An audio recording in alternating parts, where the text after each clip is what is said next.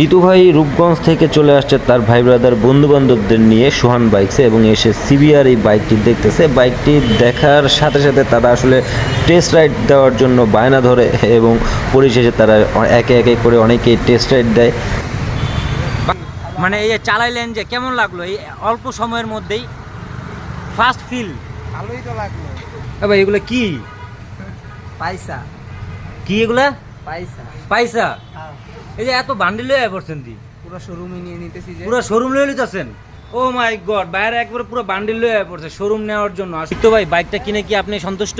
জি, আমি অনেক সন্তুষ্ট, অনেক সন্তুষ্ট, অনেক।